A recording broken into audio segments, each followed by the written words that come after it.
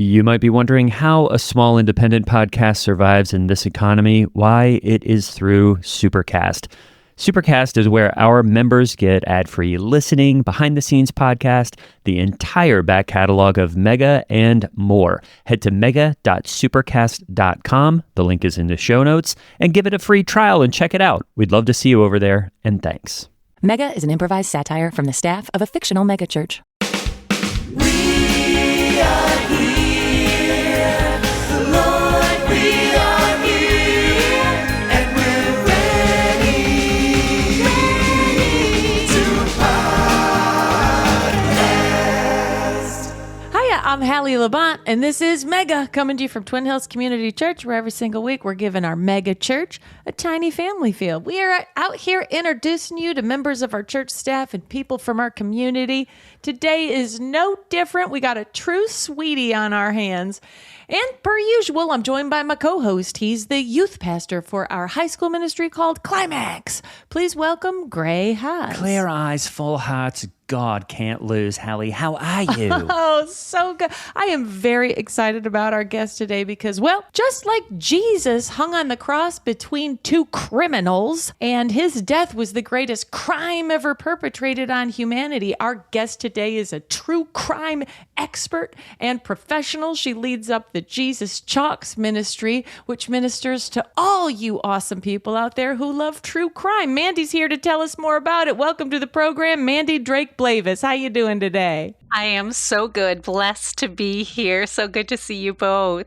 Mandy, wonderful to see you. I mean, the last time you were on the program, you were running a vital, and I guess I'm using that because of vital signs, not present with a lot of the things that you all talking about. Ain't that the truth? And that is true. And I guess just to start, how have things been going over in the true crime ministry? Well, I'm delighted to say that I don't have much time to do it anymore. Oh, really? I don't know if I told you, but during the pandemic, I went back to school and I became a defense lawyer. Yes. Can you believe it? So cool. That is so cool. With all of my true crime, I said, you know what? I could be putting this to use. And so I went to law school and I got my law degree, and now I am a defense lawyer. Okay. Impressive. And did you go to a Christian law school? I can only hope. Yeah, I went to Resurrection Law School. Amazing. Oh, what a good school. I think I've read about that. Is that the one that only takes 3 days? Yes, it's a small program. Quick program. Oh, that's great. I was going to ask, was it hard? Was it difficult? It was grueling. 3 full days. And you still got to pass the bar? Mm-hmm. And I sure did. It only took me 4 times, but I passed. Isn't that incredible? So now you're not really doing true crime. You are, well, I guess you are doing true crime. Yeah, you've got a front row seat to or at least the aftermath of the crime. Isn't that right? That's the truth. And I'll tell you, I thought to myself, would I want to be a prosecutor? And I said no, because what would Jesus do? He would defend. He would defend. That's right. Really? Okay. I've always thought I would like to be a prosecutor because as a youth minister, I know a crime before it's committed. Yep. And a lot of times, I can just see almost like that one Tom Cruise movie where he was figuring out the crimes before they even happened. Yeah. I forgot. Days of Thunder? Yes, that's right. Yes. And Good movie. And I just was like, I'm full on Days of Thunder on this because I can see you two, you're about to sneak off. Yep. You are thinking about a cigarette. Yep. You are, going to do whatever they do with fentanyl and water balloons now. But Yep. I just think that I would always want to be a prosecutor because I just kind of feel like I would be good at that, Great. I think you would be great at it. You could go back to school and do that. Well, I'm pretty busy right now, and I'm not sure if I would really be able to fit in a whole 3-day program. But who are some of the people you're defending? And most of the time, I'm guessing you're going, they're probably guilty, right? Now, I have to tell them, don't tell me anything. Oh, nothing at all. Yeah, I don't want to know. Because the truth is, most of them are, yes, murderers. Oh, okay. Wow. And so how do you defend that? Is it mostly just vibes or what? It's mostly vibes. I go in there I pray a little bit and I just sort of feel what the energy is. And then I do my best in the courtroom. Love That's it. awesome. I bet you're up there like, what's his name from Kill a Mockingbird?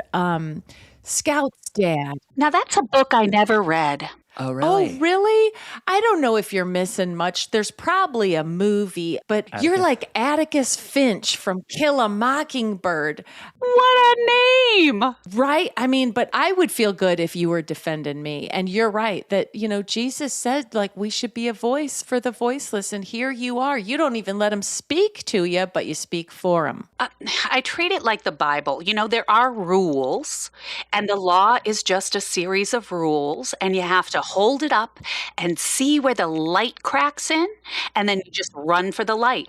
Because if you can find a loophole, your client's innocent. So are you a Yes. court-appointed defender? That's correct, yes. Okay, so you're not being hired really, you're more being assigned. No, I'm not sure anybody would hire me, but I do get assigned regularly. There's a lot of work. Oh, So, good. so what's your record so far? How many Yeah. murderers have you, I guess saved is a question. I've actually not saved anyone as of yet. Oh, and I'm talking about just told them about Jesus. I'm not talking about the whole legal thing because honestly, I've figured, if they're guilty, they're probably going to jail, and if they're not, it's probably better they go to jail anyway if they're even in that situation. So I was talking more about just bringing them to Christ. And you're absolutely right. I bring all of them to Christ first and foremost. And then when they go to jail, they can spread the word in there. It's a win-win, really. I love it. That's awesome. So technically, you are saving them, regardless of if they're locked up for life. Here's the thing. I think Jesus and the Bible are big in prison. I Oh, think that's huge. it's big business. I mean, everyone in there has a Bible. There's lots of programs they can attend in church and chapel and stuff, right? Yeah, a lot of people find Jesus in jail, Yeah. And it's weird. A lot of people also go to law school in jail, I've read. Is that right? Yeah, well, you always see a movie where somebody's like, I'm going to beat this, and they start reading a bunch of books in jail and then cut to, they're defending themselves in court. In movies, they usually Oh. win. I would hope in real life that's, not the case. Oftentimes, though, when you're in jail, your law school takes years and years. Whereas, on the outside, you can go to law school in less than a week. What was it like at law school at your age? Because, was it a bunch of, what are the vibes like at law school? Well, I guess the 3 days or the long weekend. I was the oldest in my cohort, that's for sure. Yes.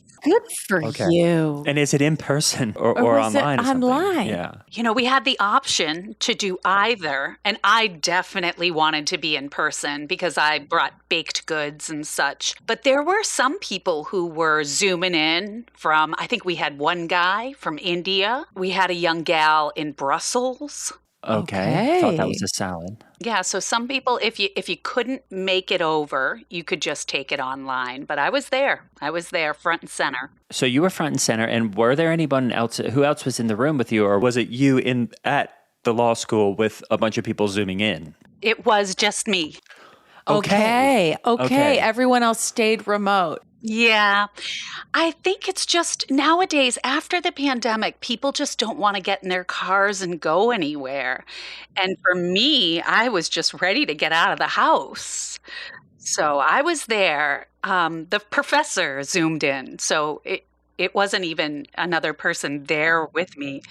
Oh. Dang. But I liked the change of scenery. For Yeah. sure. Yeah. For sure. And that must have been tough on the snack situation too, since you, probably, I guess, brought those. I had to eat all my own muffins.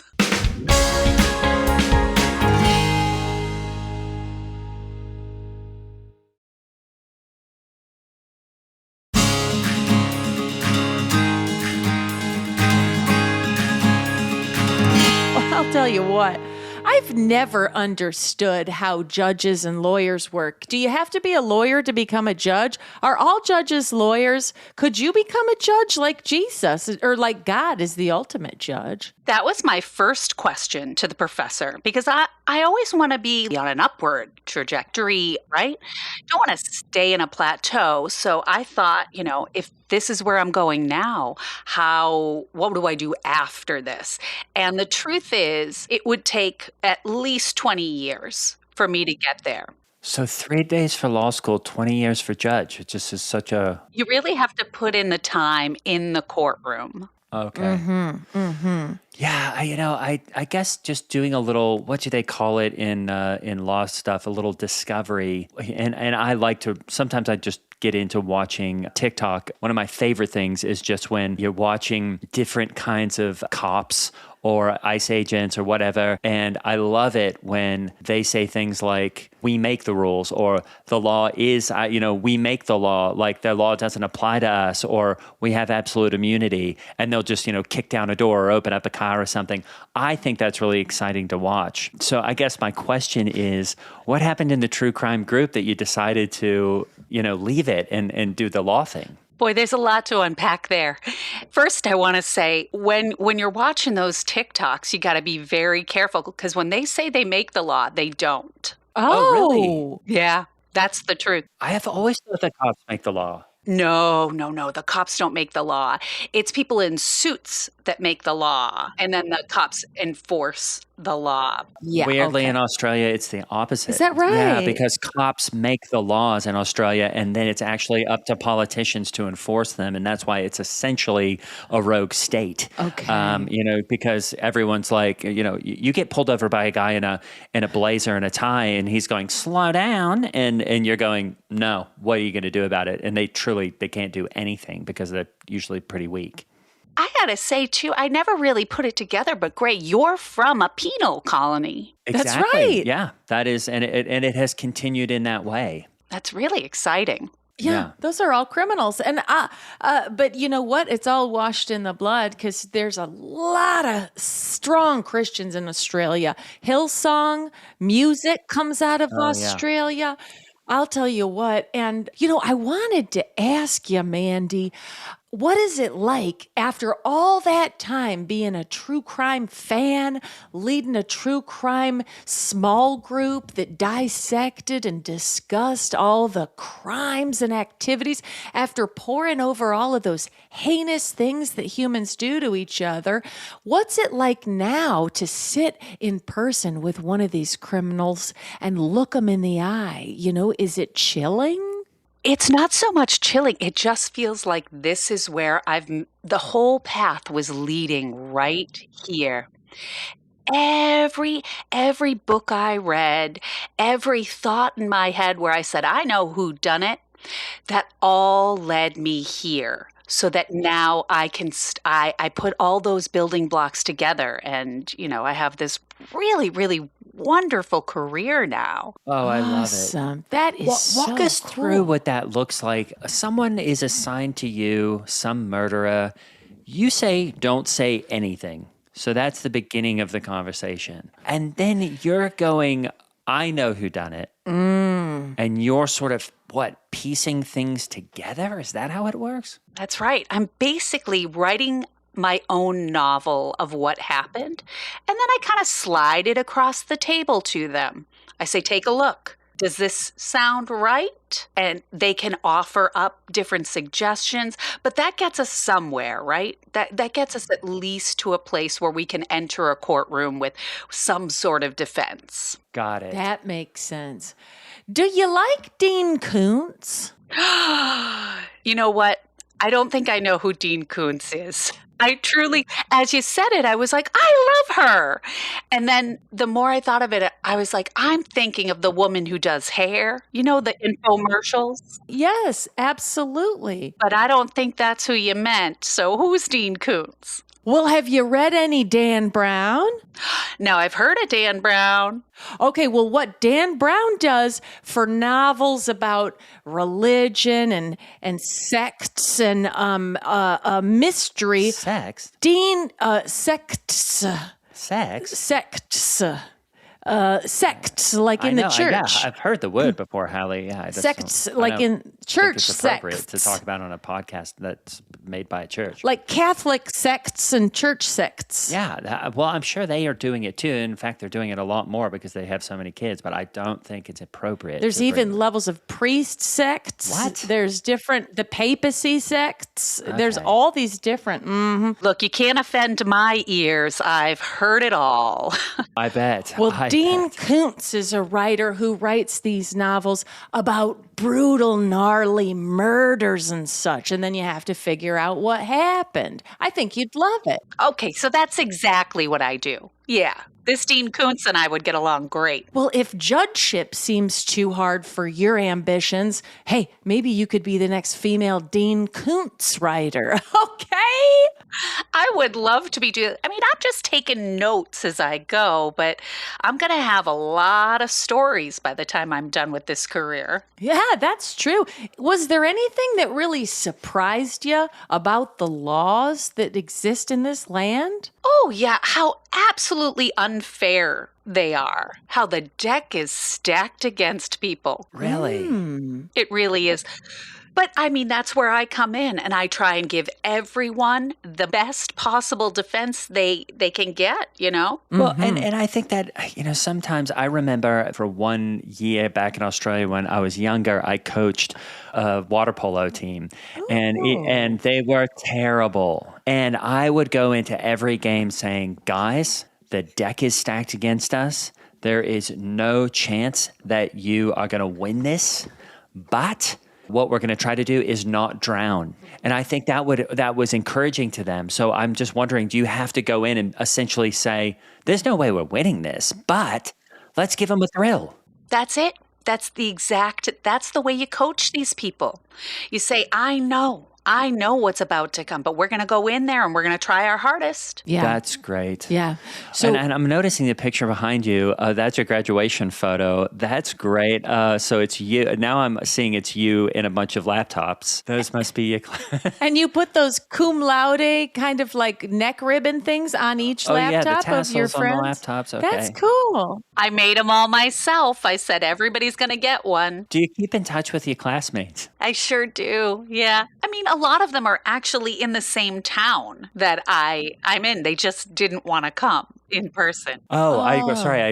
First place I went was India, so I was thinking they were all in the same town in India, but and I thought maybe you would go there from time to time or something. Yeah, Roy is not one that I keep up with, although I do still have his email and I'd be happy to check up and see what he's up to. But no, the rest of the folks, every once in a while, I'll catch one of them in the courthouse. And isn't that fun? That is fun. A colleague. Yeah, tip of the hat and say, oh, look at us now. Well, I wanted to ask about the hat. So do you wear that in the courtroom? Yeah, it's sort of a beret. I think it throws people off. It allows people to, instantly think, is she French? And then when I speak, no. Right. And so now you've got them on their heels from the beginning. That's good. They're you do say sort of a beret, and it is sort of a beret because part of it does look like a beret, but then the other part has what appears to me more like a baseball brim. Mm-hmm. Yeah, I don't even know what this guy is called. Maybe we could call it a beret brim. I think I maybe heard that called a part of beret, but I'm not sure.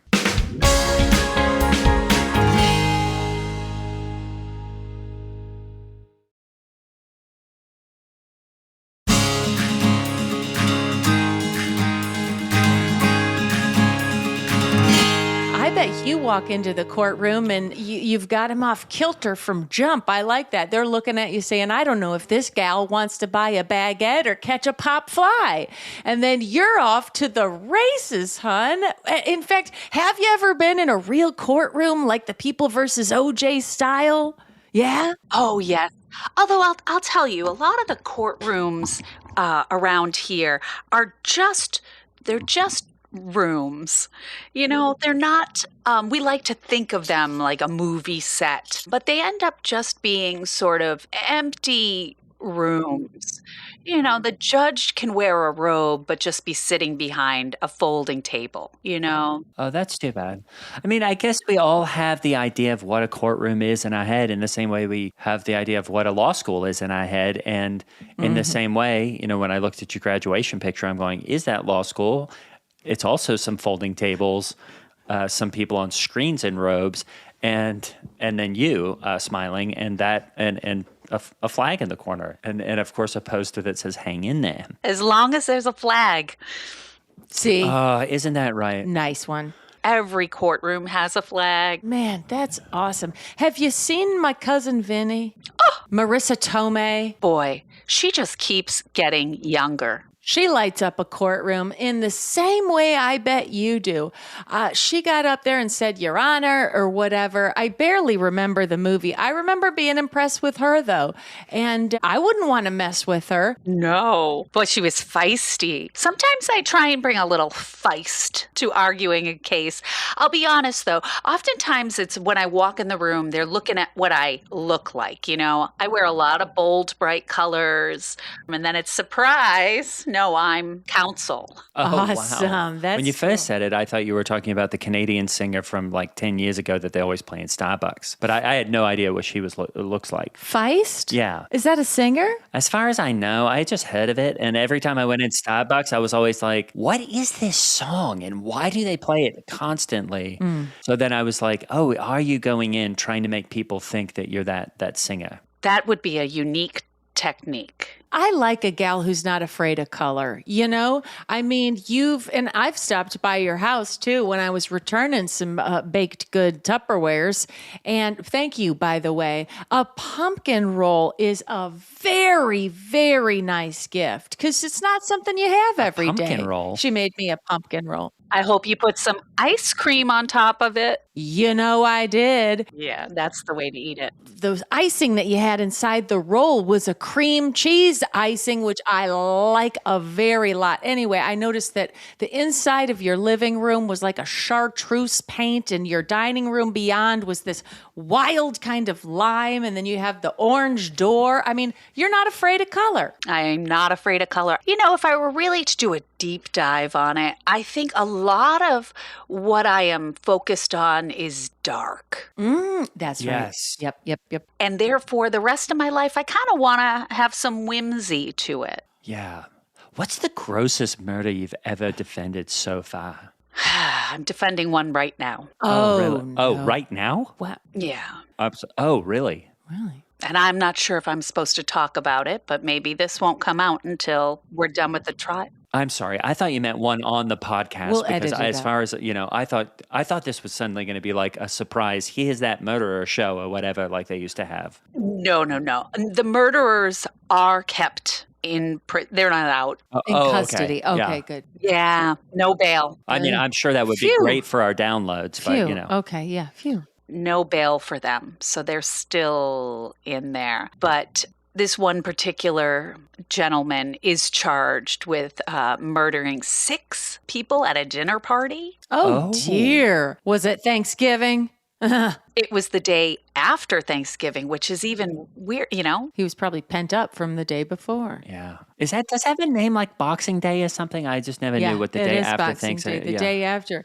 Yeah, because your whole torso is shaped like a box full of food. Well, now you're giving me some insight because the client is Canadian and Boxing Day is Canadian, isn't it? Yeah. Okay, this is good. I'm going to write this down because this is going to help me. I guess all roads lead back to Feist. Wow. So a dinner party massacre. Dinner party wow. murder. Wow. I wonder what they served. And I'll tell you, a lot of people, when I say, they chuckle and they say, oh, it's a murder mystery dinner party. Well, there's no fun here And how did he do it? in several ways. Okay. Oh, Now, dear. are you allowed to say he did it in several ways, even though? They allege. Okay. Just making sure, because you are defending the guy who is supposedly the murderer, and you're saying he did do it in several ways, but supposedly. I think what is so interesting about this particular case is how are they going to say he did it when each person died a different way? Okay. When one is stabbed, when one is poisoned, when one is shot in the back of the head, execution style. Wow. It's dark. I told you it was dark. Wow. I mean, that would take someone would have to show up with a whole, duffel bag of weapons, like he's, trying to get through security on the Matrix movie if he's going to do everyone different. Yeah. And now my client, who is from Canada, did have a rolly bag with him, but I can't imagine he would have brought all those tools. Right. Right. And did he just go off? I mean, what happened? Was this one of those things where you show up? And I feel like this has happened to me. And to be honest, I have a neighbor that I've been dealing with who I'm borderline, and I don't want to say I would ever murder him, but believe you me, I have thought about what would be in the duffel, if you know what I mean. And and exactly how, when, and where I would do it, and that is just shows that we have sinful nature. But this guy drives me absolutely nuts. And so, did this guy just go off, or was this, as they say, premeditated? Well, some guy or gal went off. That's clear. Well, you said it was a guy earlier, and now you're changing. Well, I do have to backtrack on account of the lawyer-client privilege. Yeah. Oh, can you do that in court? Can you say, I backtrack now? Ooh, that's a way to drop some Right. Easter eggs and then not be accountable for them, huh? Take backsies. Okay, nice. You get mulligans. I've been told by certain judges that I have a very unique way of looking at the law and that I'm constantly trying to push the envelope. And I like that. That people think I'm really trying to, find a workaround. Right. So Yeah. he did go off, is what you're saying. I can only say someone went off.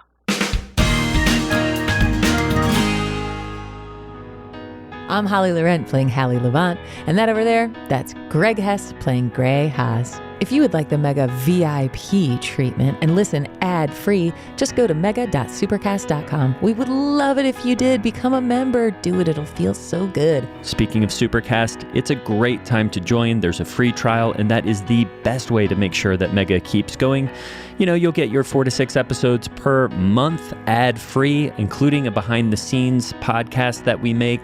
And really, it is the way we keep going. So please consider a Supercast membership. A very special thanks to our founding members. That's Bobby and Betty, Nana and T-Pop, Adrian O, Kristen A, and Anonymous. You know who you are. See you next time.